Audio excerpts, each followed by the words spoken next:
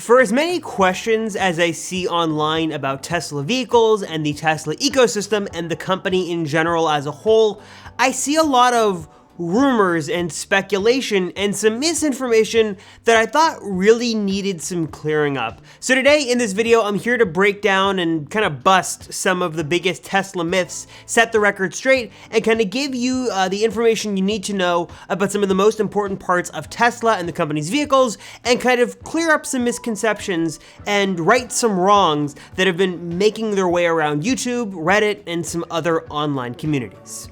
First things first is something called range anxiety. This is a very common and a very legitimate talking point when you talk about making the move over to electric vehicles.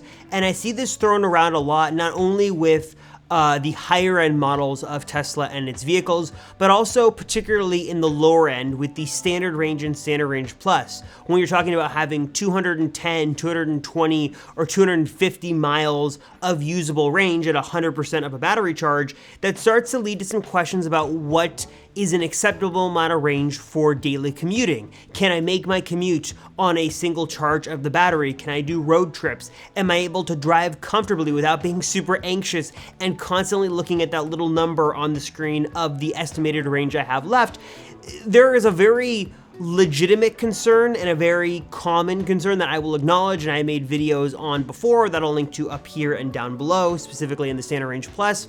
But I think you got to remember a couple of things. First things first, I think a lot of us, myself included, tend to overestimate the amount we actually drive in a day or a week. Of course, this really depends on your charging situation, but in my case, even charging my standard range plus, a car that can only get 240 miles at absolute 100% range, I charge it once a week and I'm able to get around town just fine. Running errands, going to and from work, doing all the driving I typically do in the pre-pandemic and post-pandemic time.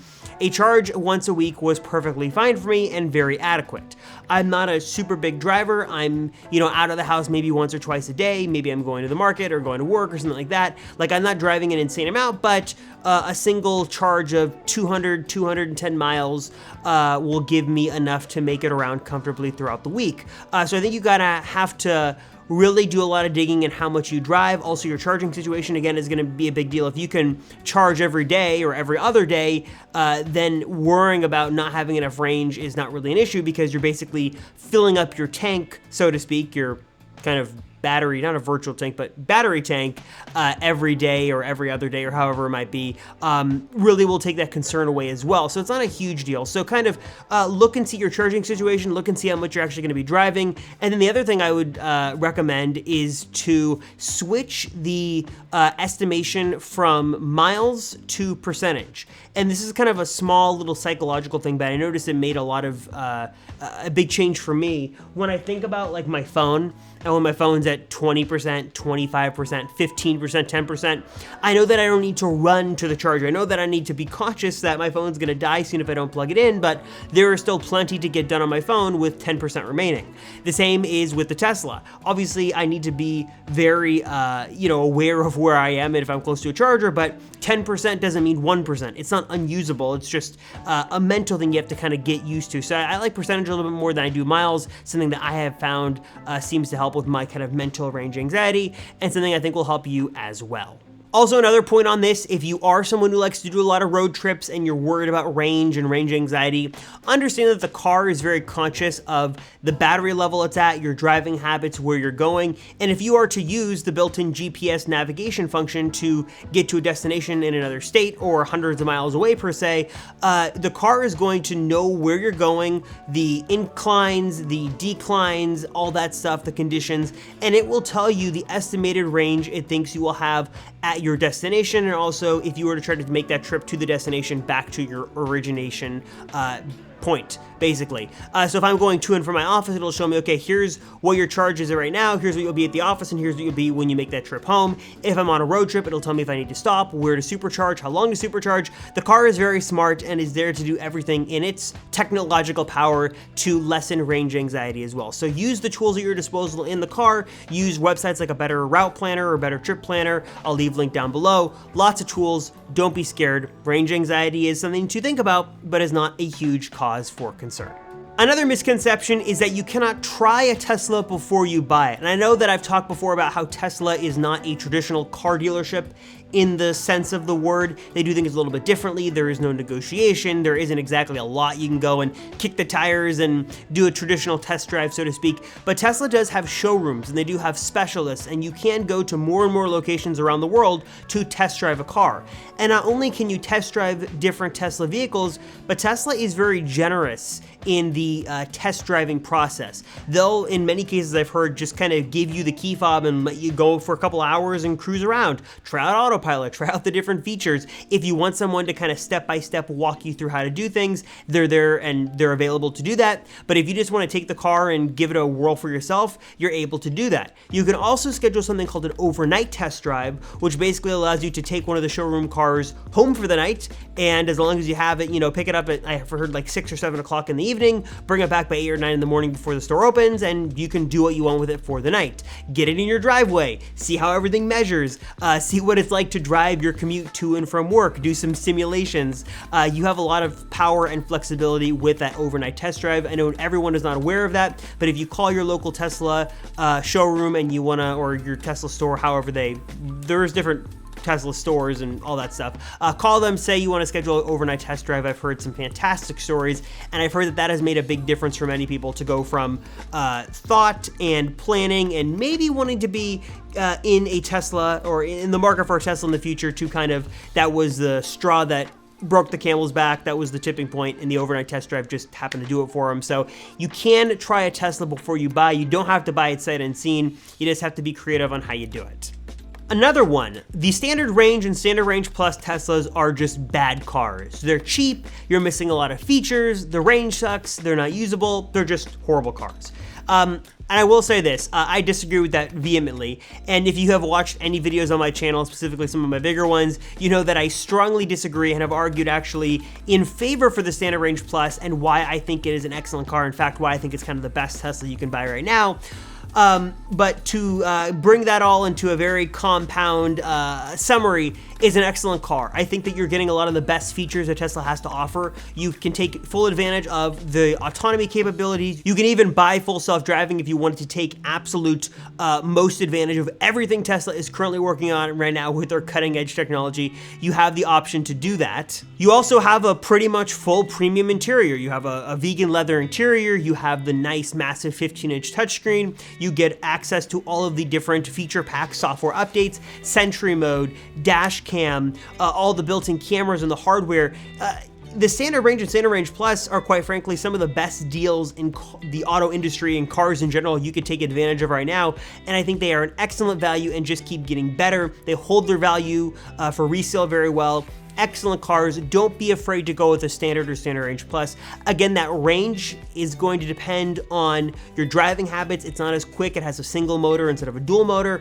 But if you're not super concerned about that, you want a very tech souped up car that's all electric, that's going to be great for years to come and continues to get better with software updates, Standard Range and Standard Range Plus are a great way to save some money and get right into the Tesla ecosystem and experience the very best that Elon and team have to offer. With that being said, another myth I've heard is that there is no difference between the partial premium and the full premium audio systems in the different vehicles. So if you were to buy a Standard Range or Standard Range Plus car, you're gonna get the same audio experience as a higher end Tesla. Unfortunately, as a Standard Range Plus owner, that is simply not true. Those cars with the partial premium interior, and I suspect this is something Tesla will do in the future, maybe with the single motor Model Y, those have a limited audio system because they're physically missing hardware. They're missing an amplifier, they're missing a subwoofer. So all the speakers in the car are physically there, but they're not all physically connected and wired, and you're missing some actual hardware components to actually make them work. So you can check that immersive sound box in the software, but it really doesn't do much. I don't notice the difference personally with it on or off, and there is no really thumping bass because you're missing the subwoofer. It doesn't have the full audio fidelity because all those speakers aren't working. There is an audio difference. Now, there is a difference. That's not saying the audio system is bad in those cars by any means. I just happen to like it a lot, but there is a very clear difference if you were to sit between a Standard Range Plus and sit in a long range or something with a full premium interior. There is a difference. I do have a full video on that coming soon. I promise I will make, but right now, just to tell you, there is quite a difference that you will notice. Not a deal breaker, because it's still a substantial amount of money saved going with one of those lower end cars, but there is a difference nonetheless that you should be aware of. Also, if you do buy one of those cars and you really do still want to take advantage of those speakers, you can wire it up yourself. Plenty of people have done it. You put your own sub in, put your own amplifier in, and you could take advantage of that hardware that's there and be good to go with a little extra aftermarket work required. Another thing I've seen floating around online is the idea that you need full self-driving to really take advantage of your Tesla, or you don't need full self-driving at all. And I have been a little outspoken on this in the past, so I'll leave some links to videos again up here and down below. But in my experience owning a Tesla, you don't have to have full self-driving to really take advantage of everything Tesla has to offer. Now, with that being said, if you do invest the money into full self-driving, you are going to get things that you just don't get if you don't have that feature pack and you didn't pay for it, like auto lane change, navigate on autopilot, smart summon, stoplight detection, traffic light detection, and the continued rollout of new features. You will not get that without paying for full self-driving. It's just a perk you get for paying that money to invest into the system. But if you don't have access to those things, you're not really missing out on anything huge. You still have autopilot, which I think is arguably the biggest consumer tech that Tesla puts in their vehicles. You still get software updates. You still have a beautiful car. You get to take advantage of all the different technology built inside. I don't think it's a deal breaker if you don't have full self-driving. I don't think you have to own a Tesla and you have to have full self-driving to get the most out of the car or be considered a true Tesla fan. It is an excellent feature pack. It is a little pricey, but if you do believe in the company and you want to invest that money into making it better and you want to reap the rewards of the labor going right now into developing this full self-driving system, then it could be considered by many a small price to pay. Personally, I'm not sold on it. I haven't put the money into it, and I don't recommend anyone else really do so unless they're really convinced. But you don't need to have full self-driving to enjoy and love your Tesla. That's just simply not true. Another one I've heard time and time again, a little less lately these days, but one that nonetheless has made the rounds, is that Tesla is going to fail. Don't buy a car from Tesla. They won't be around in 10 years, and you're just wasting your money. Lots of different ways I can break this down, but I'll simply say this. Tesla, as it stands right now, has a market cap that's fairly substantial, that is more than some of their competitors combined. They are a company that continues to get better, sells more cars every quarter, continues to learn from their mistakes. They are still sitting on the edge of cutting technology and still kind of forming their path in the auto industry, but I think as a disruptor to the industry, they have certainly proven themselves very worthy of the accolades and the continued support they continue to receive from people who buy the cars.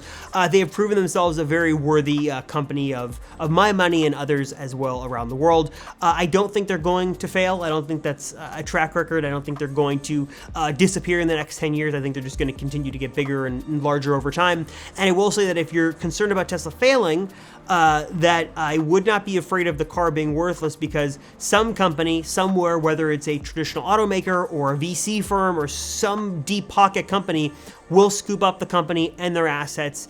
No doubt about it, if the company is in any kind of financial distress. So Tesla itself is not going away. They're too big right now to just disappear off the face of the earth. Either I believe they will continue to succeed and get better over time, or if they do happen to take a turn for the worse, someone's going to come in and buy them up and continue to sell these cars and support these cars in one way or another. Tesla is it's just too good. Another misconception I've seen is that you have to be a techie to enjoy a Tesla. And again, that's something that's simply not true. I know plenty of people, old and young, who have no interest in technology that thoroughly enjoy their Tesla. Yes, there is a large amount of people, myself included, who bought the car because they are technology enthusiasts. See the massive amount of computers behind me, who enjoy living on the cutting edge of technology, being early adopters, playing with the stuff the minute it's available, being guinea pigs, sort of in that sense of the word, with autopilot and stuff like that. People love to experiment. People love to experience the latest technology, and I myself, like I said, am one of those people who primarily got the car because of the technology in it and the capabilities it's able to deliver. But I know, again, many people who don't care about technology. They don't care about all the advancements and the software updates and all that stuff. They simply like the car for one reason or another, for its zero emissions, for its performance ability, because it's an electric vehicle, makes your life a little bit easier. And some people just think that the Tesla system by itself is just simple. It's easy to operate. It's easy to navigate. what you see is what you get for the most part, and it's easy to touch a touchscreen and make things happen. So you don't have to be a techie to enjoy the car. Obviously, if you're a techie, you will probably get more out of some of the more nitty-gritty features, but if you just want to have a nice, reliable car that'll get you from point A to point B, that's going to be comfortable, that's going to be quiet, and is going to be great and getting better for years to come, and also has a lot of cool tech in there that you may or may not ever use, it's going to be an excellent option, and you don't have to be a diehard techie to enjoy the car. Another one I've seen make the rounds a lot on the internet and kind of when it goes viral and in local news channels is that Autopilot is dangerous and you don't have to be in the driver's seat to use Autopilot. That is simply not true. Tesla has and continues to implement many different features for safety and for security and for drivers' convenience that make Autopilot great. Obviously, it's a system that Tesla says unashamedly is still in beta and that you have to opt into using it, but there are many different protocols that drivers have to be aware of to use Autopilot. You always have to have your hands on the wheel. You have to be able to give it a little force. You obviously always should have your eyes on the road when you're using the system, and you have to be in the seat. The videos of people sleeping at the wheel or the videos of people not in the driver's seat at all, they're simply fake. They're not true. This is not a system. They had to hack the system to make that work.